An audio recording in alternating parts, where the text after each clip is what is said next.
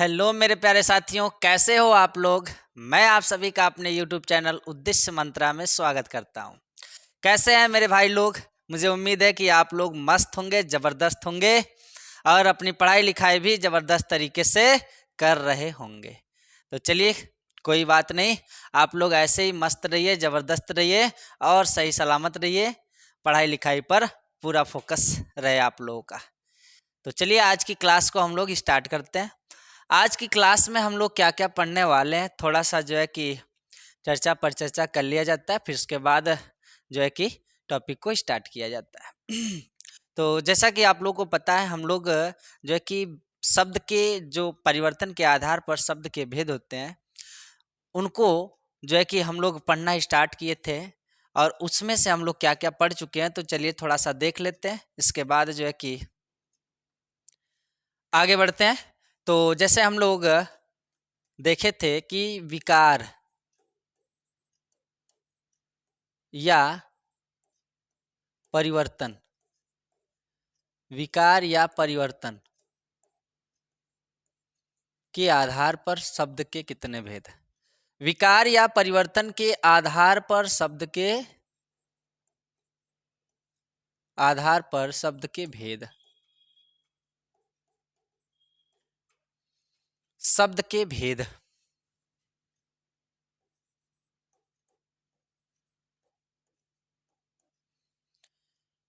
शब्द के कितने भेद होते हैं, तो हम लोग को पता है कि विकार कहे या परिवर्तन कहे, इसके आधार पर शब्द के दो भेद होते हैं। और वो कौन कौन से होते हैं, तो पहला होता है विकारी शब्द,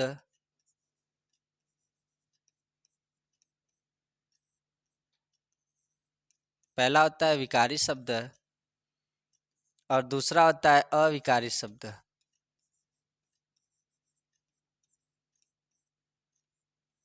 दूसरा होता है अविकारी शब्द। पहला होता है विकारी शब्द और दूसरा होता है अविकारी शब्द। और इनकी परिभाषा को भी हम लोग पढ़ चुके हैं। इनकी परिभाषा यही कहती है कि जहाँ या ऐसे शब्द जो लिंग, वचन, काल एवं कारक के आधार पर जिनमें परिवर्तन होता है, जिन शब्दों में परिवर्तन होता है, उन्हें विकारी शब्द कहा जाता है। और ऐसे शब्द जिनमें लिंग, वचन, काल एवं कारक के आधार पर परिवर्तन नहीं होता है, उन्हें अविकारी शब्द कहा जाता है। परिभाषा को हम लोग देख चुके हैं और इनके भी चार चार भेद होते हैं, उन पर भी चर्चाएं हो चुकी है। चलिए लिख लेते हैं। हम आपको जो है कि ये बताकर कुछ आपको जो है कि दिखाना चाहते हैं। तो चलिए हम लोग देख लेते हैं। पहले विकारी शब्द के कितने भेद होते हैं, तो हम लोग पढ़ चुके हैं विकारी शब्द के भेद। तो विकारी शब्द के भेद की जब भी बात की जाए तो चार होती है। चार प्रकार के होते हैं विकारी शब्द, या चार भेद होते हैं विकारी शब्द के। वो कौन कौन से होते हैं, तो आपको पता होगा। संज्ञा, सर्वनाम, संज्ञा, सर्वनाम, विशेषण और क्रिया। विशेषण और क्रिया, विशेषण और क्रिया, यही चार भेद है। यही चार भेद हैं किसके, विकारी शब्द के। और आपको पता होगा, इन चारों को देखने के बाद आपको पता होना चाहिए या पता होगा कि ये जो चार प्रकार हैं, हम लोग चारों प्रकारों पर चर्चा कर चुके। इन चारों बिंदुओं को हम लोग अच्छे से पढ़ चुके हैं। यानी ये जो चार भेद हैं, ये समाप्त। आज हम लोग की कौन सी टॉपिक चलने वाली है, तो आज हम लोग की ये टॉपिक चलने वाली है जिसे कहा जाता है अविकारी शब्द, जिसे कहा जाता है अविकारी शब्द। तो चलिए अविकारी शब्दों को हम लोग स्टार्ट करते हैं। चलिए अविकारी शब्दों को स्टार्ट करते हैं। और अविकारी शब्द को ही अव्यय भी कहा जाता है। ये आपको उस दिन भी बताए थे और आज भी बता रहे हैं। हेडिंग डाल लीजिएगा अविकारी शब्द।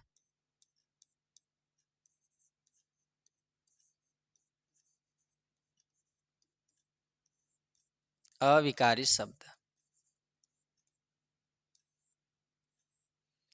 अविकारी शब्द किसे कहा जाता है, तो लिख लीजिएगा इसकी परिभाषा कि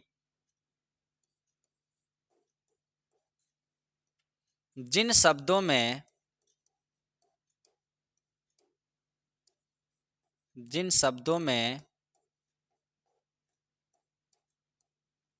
लिंग वचन काल एवं कारक के आधार पर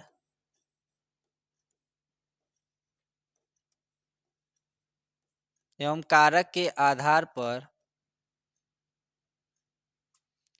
के आधार पर लिंग वचन काल एवं कारक के आधार पर परिवर्तन, जिन शब्दों में लिंग वचन काल एवं कारक के आधार पर परिवर्तन न हो तो उन्हें अविकारी कहा जाता है। उन्हें अविकारी कहा जाता है। अविकारी कहा जाता है।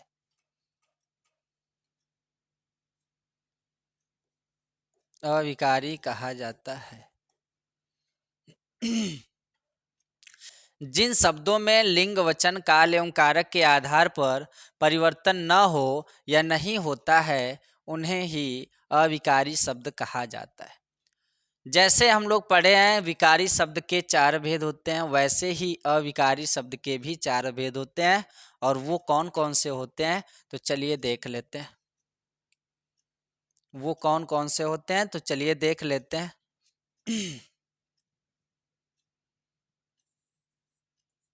भेद की जब भी बात की जाए तो इसके भी 4 भेद होते हैं। 4 भेद कौन कौन से होते हैं तो पहला होता है क्रिया विशेषण।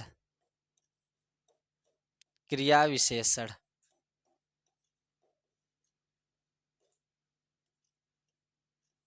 क्रिया विशेषण। दूसरा होता है संबंध बोधक।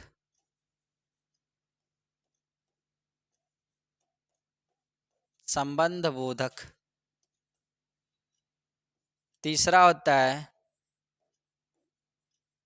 समुच्चय बोधक।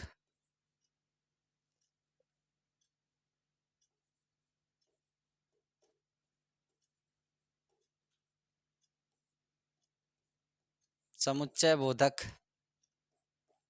और चौथा होता है विस्मयादि बोधक।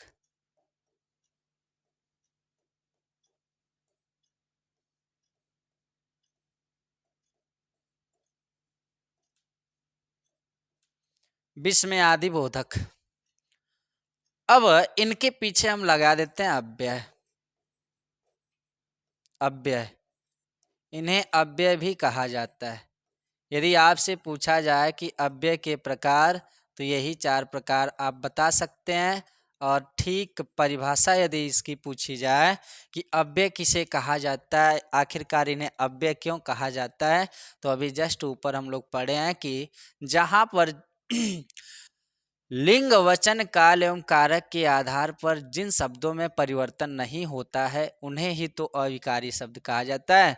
यानी इनमें कोई परिवर्तन नहीं रहता, ये अपने मूल शब्द में ही रहते हैं। ठीक है, ये अपने मूल शब्द में ही होते हैं। जैसे में यदि देखा जाए तो यदि आपसे पूछा जाए कि अव्यय किसे कहा जाता है, अव्यय, तो अव्यय की परिभाषा आप क्या बताएंगे, तो अव्यय की भी परिभाषा आप बता सकते हैं कि जिनका कोई खंडन न हो। जिनका कोई खंडन न हो। जिनका कोई खंडन न हो उसे ही अव्यय कहा जाता है। इनके भी 4 भेद। और अविकारी शब्द कहिए चाहे जो है कि अव्यय कहिए, बात वही होने वाली है।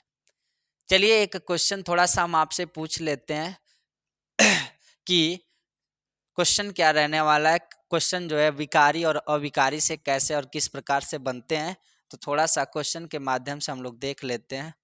क्वेश्चन के माध्यम से हम लोग देख लेते हैं कि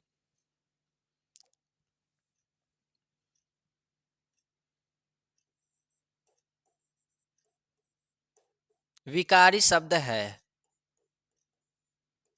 विकारी शब्द है।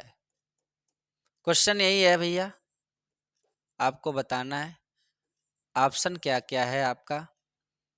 तो आपका ऑप्शन यही है, संबंध बोधक अव्यय,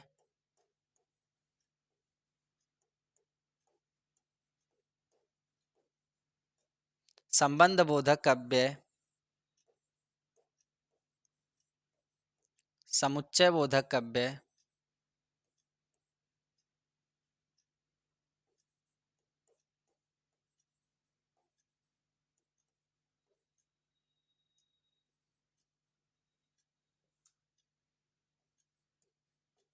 समुच्चय बोधक अव्यय, सी है विशेषण, डी है विस्मयादि बोधक।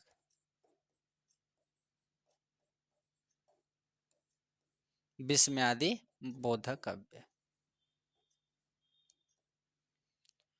विस्मयादि बोधक अव्यय, ये आपके पास चार ऑप्शन है। आपको फटाफट बताना है कि विकारी शब्द का उदाहरण है, विकारी शब्द का उदाहरण है, या आपको ये बताना है कि विकारी शब्द किस शब्द में है, ठीक है, या किस शब्द में कह सकते हैं कि विकारी शब्द गिना जाता है। तो संबंध बोधक अव्यय, समुच्चय बोधक अव्यय, विशेषण और विस्मयादि बोधक अव्यय, इन चारों ऑप्शनों में से अब तक आपको समझ में आ गया होगा कि विकारी शब्द का उदाहरण कौन है। अब तक आपका आंसर भी आ चुका होगा। तो विकारी शब्द का उदाहरण है जो है कि आपका विशेषण है। विशेषण क्यों है? तो विशेषण इसलिए है कि विकारी शब्द के चार भेद होते हैं, और विकारी शब्द के चार भेदों में कौन कौन से आते हैं? तो आपके आते हैं संज्ञा, सर्वनाम, क्रिया और विशेषण। चार भेद हैं। चारों भेद किसके भेद हैं? तो आप कहेंगे विकारी शब्द के। तो विकारी शब्द का यही ना उदाहरण होगा। ठीक इसी प्रकार आपसे अविकारी शब्दों को देकर भी पूछा जा सकता है, और इनकी परिभाषा में भी जो है कि आप ये लिख सकते हैं कि यह एक विकारी शब्द है या यह एक अविकारी शब्द है, ठीक है, यह एक अविकारी शब्द है यदि अविकारी शब्द का उदाहरण होगा तो। ठीक, तो बातें हमारे हिसाब से आप लोगों को समझ में आ रही होंगी। चलिए कोई बात नहीं। अब देख लेते हैं आगे। अब आगे हम लोग क्या क्या पढ़ने वाले हैं। तो अब हमें पता चल चुका है कि अब हमें क्या क्या पढ़ना है, यानी अविकारी के जितने भी वेद हैं, अविकारी के जितने भी वेद हैं, उन्हीं सब चीज़ों को जो है कि हमको पढ़ना है, उन्हीं सब चीज़ों को हमको पढ़ना है। अविकारी शब्द के कितने भेद होते हैं भैया? आप कहेंगे चार भेद होते हैं। कौन कौन से भेद होते हैं? तो आप कहेंगे कि क्रिया विशेषण और संबंध बोधक, समुच्चय बोधक और विस्मयादि बोधक। इन्हीं चारों पर चर्चा करना है, इन्हीं चारों पर चर्चा करना है। अब इनको जो है बारी बारी से हम लोग पढ़ लेते हैं। तो चलिए आज की क्लास को स्टार्ट किया जाता है क्रिया विशेषण से। आज की क्लास को स्टार्ट किया जाता है क्रिया विशेषण से, ठीक है। हेडिंग डाल लीजिएगा क्रिया विशेषण अव्यय, क्रिया विशेषण अव्यय, क्रिया विशेषण अव्यय।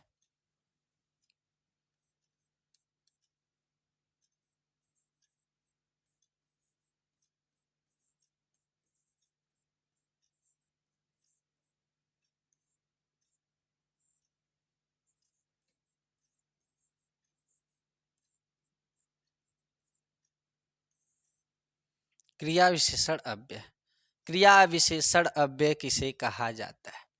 तो क्या हम इसको ये नहीं कह सकते कि यह जो है कि अविकारी शब्द का उदाहरण है? क्या यह हम नहीं कह सकते कि यह अविकारी शब्द है? आप कहेंगे कि बिल्कुल कह सकते हैं। आराम से हम लोग जो है कि इसको समझेंगे, और इससे जो है किस प्रकार के क्वेश्चन पूछे जाते हैं उनसे भी हम लोग मुलाकात करते हुए चलेंगे, ठीक है।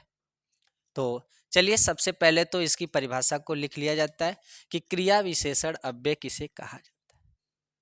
क्रिया विशेषण अव्यय किसे कहा जाता है? तो लिख लीजिएगा, यह अविकारी शब्द, यह अविकारी शब्द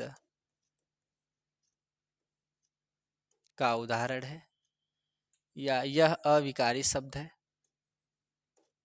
यह अविकारी शब्द है। और इसकी परिभाषा क्या लिख सकते हैं आप कि क्रिया की विशेषता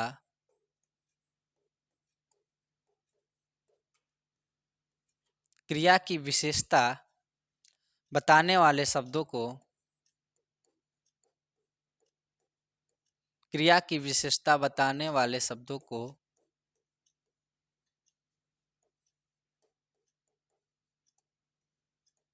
बताने वाले शब्दों को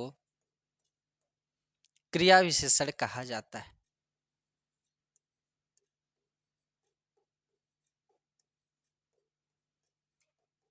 क्रिया विशेषण कहा जाता है।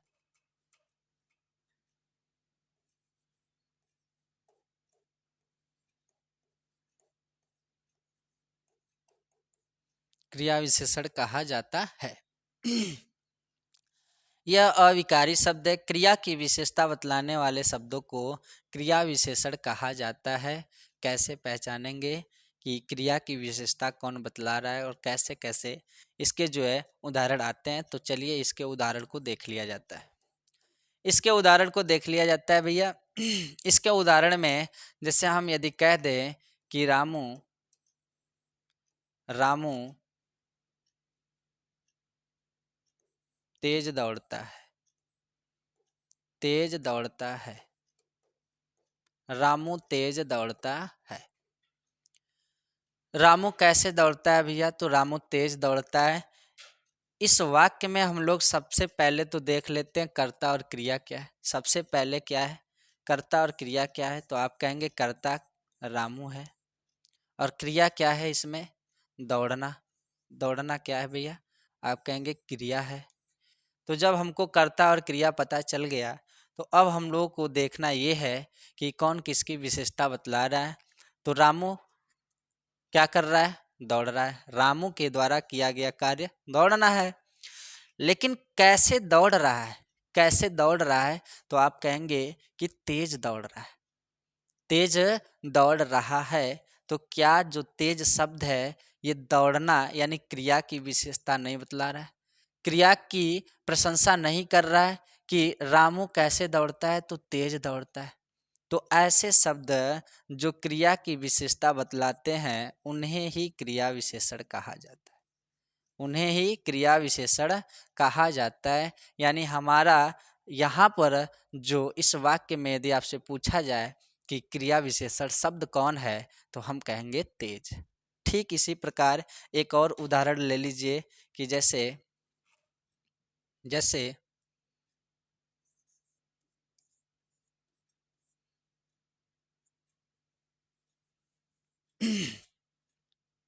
यदि हम कह दें कि मोहिनी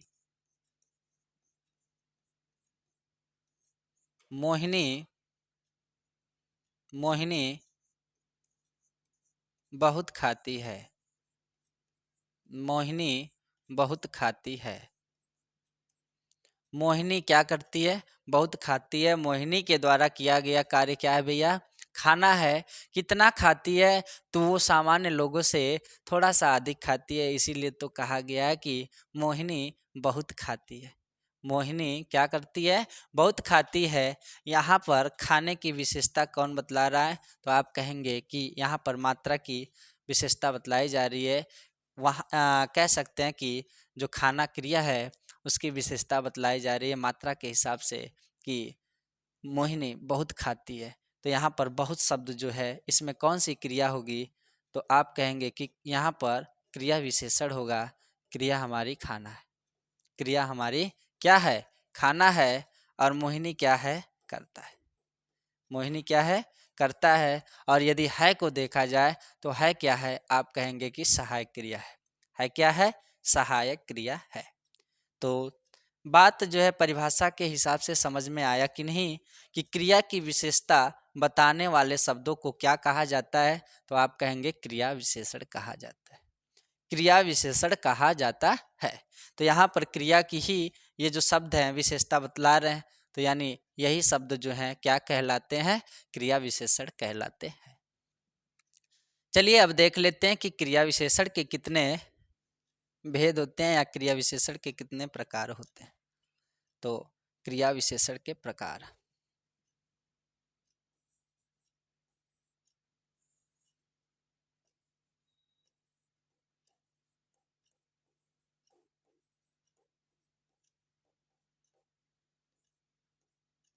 क्रिया विशेषण के प्रकार।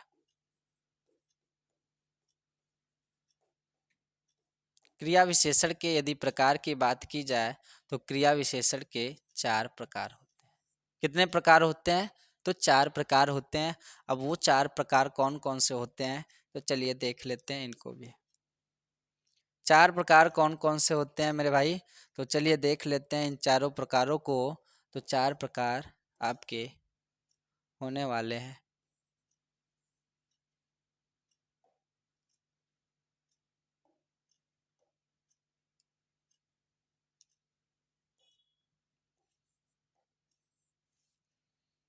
चार प्रकार आपके कौन कौन से होंगे?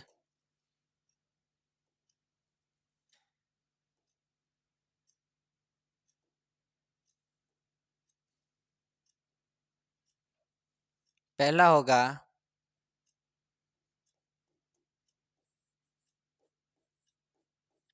कालवाचक क्रिया विशेषण। कालवाचक क्रिया विशेषण। कालवाचक क्रिया विशेषण क्या होगा? कालवाचक क्रिया विशेषण। दूसरा होगा स्थानवाचक क्रिया विशेषण। स्थानवाचक क्रिया विशेषण। स्थानवाचक क्रिया विशेषण। स्थानवाचक क्रिया विशेषण। और इसके बाद तीसरा क्या होगा? तो आप कहेंगे कि कालवाचक क्रिया विशेषण, स्थानवाचक क्रिया विशेषण, परिमाणवाचक क्रिया विशेषण। परिमाणवाचक क्रिया विशेषण। परिमाणवाचक क्रिया विशेषण। क्रिया विशेषण।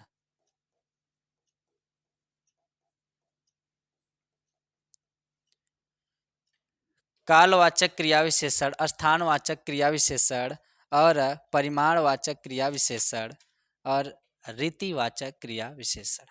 लास्ट वाला लिख लीजिएगा, रीतिवाचक क्रिया विशेषण।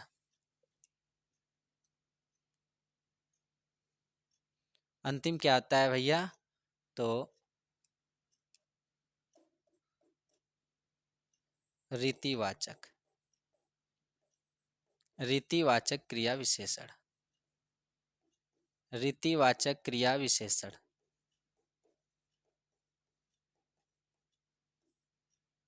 रीतिवाचक क्रिया विशेषण।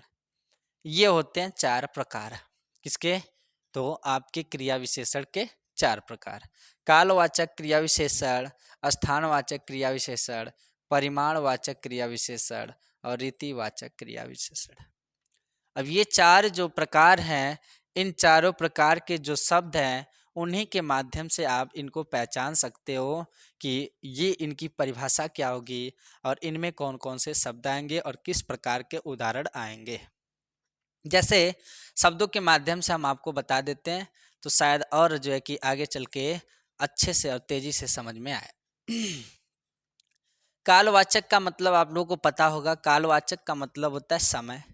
कालवाचक का मतलब होता है समय, यानी ये जो होंगे इसमें जो होगा शब्द जो होगा ये समय का बोध कराएगा, या इसके जो उदाहरण होंगे वो समय को ही बोध कराएंगे। स्थानवाचक में, स्थानवाचक में आपको 2 चीजें देखने को मिलेंगी, एक स्थान का बोध कराएंगे और एक दिशा का बोध कराएंगे।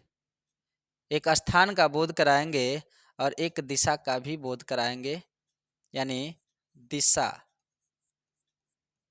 स्थान और दिशा से मिलकर भी कोई वाक्य बन सकता है, या फिर स्थान वाले वाक्य या स्थान वाले उदाहरण स्थानवाचक क्रिया विशेषण में जाएंगे। परिमाणवाचक की बात किया जाए, परिमाणवाचक क्रिया विशेषण की यदि बात की जाए तो परिमाणवाचक का मतलब क्या होता है? परिमाण का मतलब होता है मात्रा, क्वांटिटी से मतलब होता है। ठीक है, तो परिमाण में यानी मात्राओं का बोध कराया जाएगा, यानी वस्तुओं की मात्राओं की बोध कराया जाएगा, है ना। तो यानी इसमें किसकी बात की जाएगी? तो मात्राओं की बात की जाएगी, यानी कम, अधिक, ज़्यादा, बहुत, खाना पीना, ओढ़ना, सोना, जागना, काम करना, ये सभी यदि इनकी मात्राओं की बात की जाए तो किस में आ जाएंगे? तो परिमाणवाचक में आ जाएंगे। रीतिवाचक क्रिया विशेषण, रीतिवाचक क्रिया विशेषण किसका बोध कराएगी? तो ये ढंग बताती है। रीति का मतलब ये होता है ढंग या तरीका, ढंग या तरीका, ढंग या तरीका, ढंग या तरीका, ये आपको जो है कि तरीका या ढंग बताएगी कि कैसे क्या किया जाता है। जैसे एक उदाहरण हम लोग देखें हैं, रामू तेज दौड़ता है। रामू के दौड़ने का जो तरीका है, जो दौड़ने का जो ढंग है, वो कैसा है? तो तेज है। तो यानी ये जो है, ये जो शब्द है, वो इन चारों में से पूछा जाए कि वो किस में जाएगा, तो अब हमारे हिसाब से आप बता सकते हो कि रीतिवाचक क्रिया विशेषण में जाएगा, रीतिवाचक क्रिया विशेषण में जाएगा। ठीक है, क्यों? क्योंकि हमको पता है कि रीतिवाचक क्रिया विशेषण ढंग या तरीका ही बताती है। ठीक है, बात समझ में यदि आ गई हो तो चलिए अब आगे बढ़ते हैं, एक एक करके इनको समझ लेते हैं। एक एक करके इनको समझ लिया जाता है कि कालवाचक क्रिया विशेषण किसे कहा जाता है और इनमें जो है कि कौन कौन से वाक्य आएंगे। कालवाचक क्रिया विशेषण, कालवाचक क्रिया विशेषण, हेडिंग डाल लीजिएगा कालवाचक क्रिया विशेषण।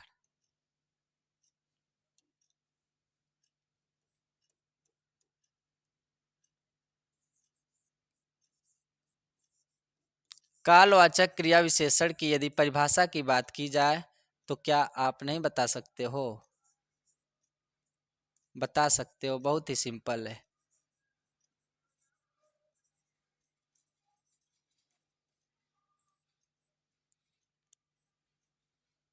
आराम से बता सकते हो। कालवाचक यानी अभी हम बताए ना कि समय का बोध कराने वाले शब्दों को ही तो कालवाचक कहा जाएगा। तो कैसे पहचानेंगे और कैसे इनकी परिभाषा लिखेंगे? तो ऐसे लिख लीजिएगा कि जिन शब्दों से, जिन शब्दों से, जिन शब्दों से समय का, समय का बोध होता है, जिन शब्दों से समय का बोध होता है, जिन शब्दों से समय का बोध होता है, उन्हें ही क्या कहेंगे? कालवाचक क्रिया विशेषण कहेंगे। जिन शब्दों से समय का बोध होता है उन्हें ही क्या कहा जाएगा? कालवाचक क्रिया विशेषण। या फिर ऐसे भी कह सकते हैं आप कि जिन क्रिया शब्दों से, जिन क्रिया शब्दों से वाक्य में समय का बोध होगा, जिन क्रिया शब्दों से समय के होने का बोध होगा या समय के बताने का बोध होगा, उन्हें ही क्रिया विशेषण कहा जाएगा। वो भी कौन सा क्रिया विशेषण? तो कालवाचक क्रिया विशेषण, कालवाचक क्रिया विशेषण।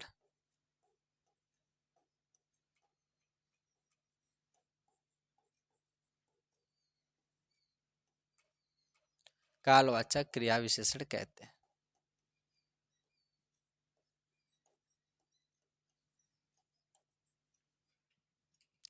जिन शब्दों से समय का बोध होता है ध्यान दीजिएगा कि ये जो चारों प्रकार हम लोग पढ़े हैं, चारों प्रकार में आपको वाचक शब्द दिखेंगे। चारों प्रकार के कुछ न कुछ वाचक शब्द होंगे।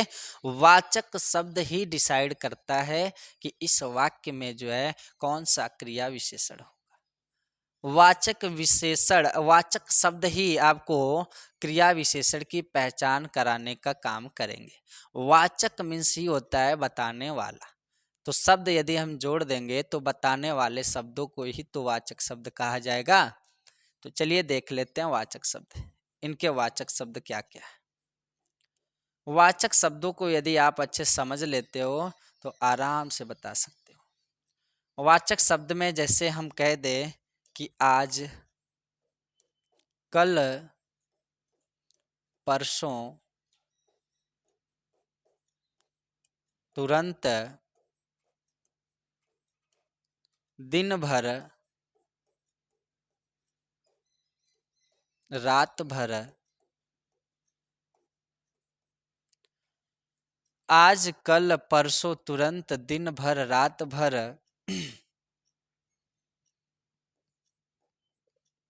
समय में जो होता है ना बजे से, ठीक है, सप्ताह, महीना, सप्ताह, महीना, पक्ष, वर्ष, पक्ष, वर्ष, समय भी रहेगा यानी घंटा, घंटी भी हो सकता है ना, यानी घंटा भी हो सकता है। आज, कल, परसों और तुरंत, दिन भर, रात भर, बजे से, सप्ताह, महीना, वर्ष, शताब्दी, शताब्दी आदि शब्द है।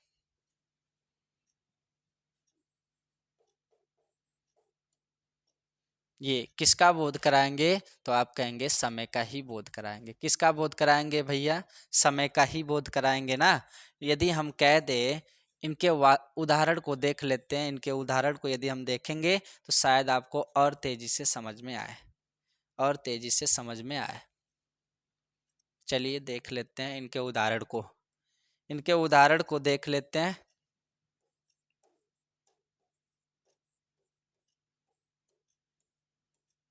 उदाहरण में क्या कह रहा है कि जैसे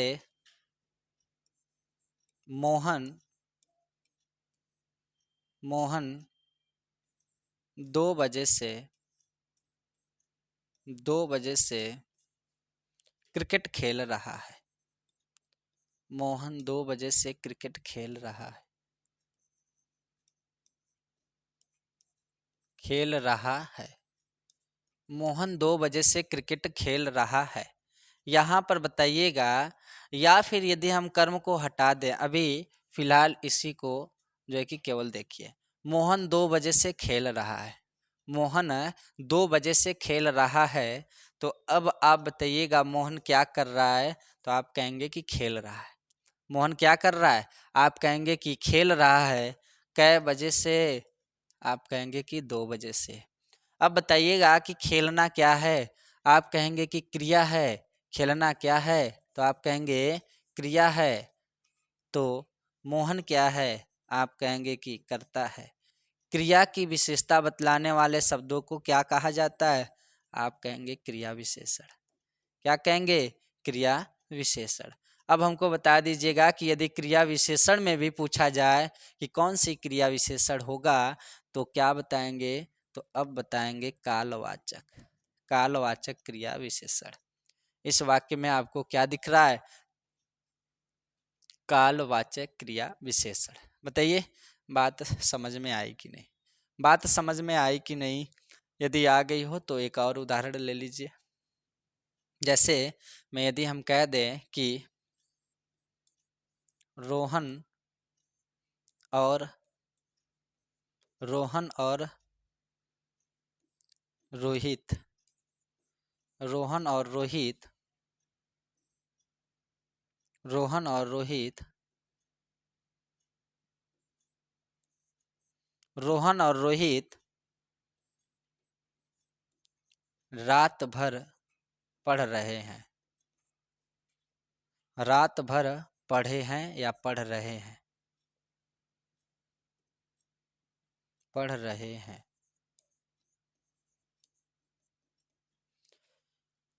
रोहन और रोहित रात भर पढ़ रहे हैं, तो यहाँ पर इस वाक्य में हमको रेखांकित करके दे देगा शब्द, जो है कि शब्दों में बता देगा कि हमको क्रिया विशेषण बताइए, कौन सी क्रिया विशेषण है।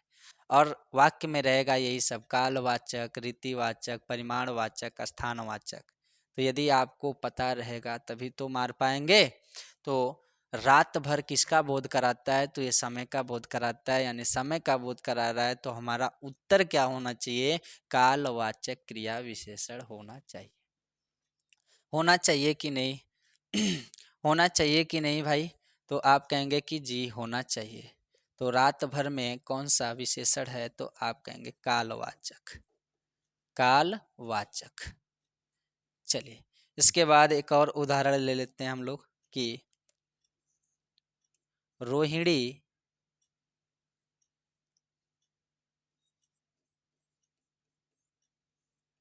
रोहिणी 5 दिन से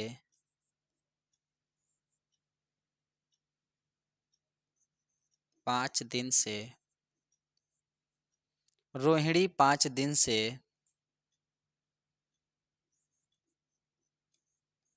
5 दिन से 5 दिन से खेल रही है या फिर सो रही है भी लिख सकते थे, सो रही है भी लिख सकते थे, लेकिन कोई बात नहीं है, कुछ भी लिख लीजिएगा। रोहिणी सो भी सकती है, खेल भी सकती है, पढ़ भी सकती है, खा भी सकती है, नाच भी सकती है ना। तो रोहिणी 5 दिन से क्या कर रही है, तो आप कहेंगे कि खेल रही है। तो किसकी विशेषता बतलाई जा रही है, खेलना, यानी खेलना क्या है, तो आप कहेंगे कि क्रिया है। तो क्रिया है तो क्रिया की विशेषता बतलाने वाले शब्दों को कालवाचक क्रिया विशेषण कहा जाएगा, यदि समय का बोध करा रहे हैं तो। ठीक है, यदि समय का बोध करा रहे हैं तो मेरे हिसाब से ये सारी चीजें आपको समझ में आई होगी। अब जो है कि कालवाचक क्रिया विशेषण किसे कहा जाता है, कैसे क्वेश्चन बनते हैं, हमारे हिसाब से आपको समझ में आ गया होगा। यदि चलिए, यदि आपको समझ में बातें नहीं आती है तो अभी हम लोग को पढ़ना है परिमाणवाचक, रीतिवाचक, स्थानवाचक, शायद उसमें आपका दिमाग चल जाए। तो चलिए आज का सेशन बल्कि यहीं तक रहने देते हैं, ठीक है। अब जो शेष बच्चा है कल वाली क्लास में देखा जाएगा, ठीक है। तो आज की सेशन यहीं पर समाप्त किया जाता है। धन्यवाद।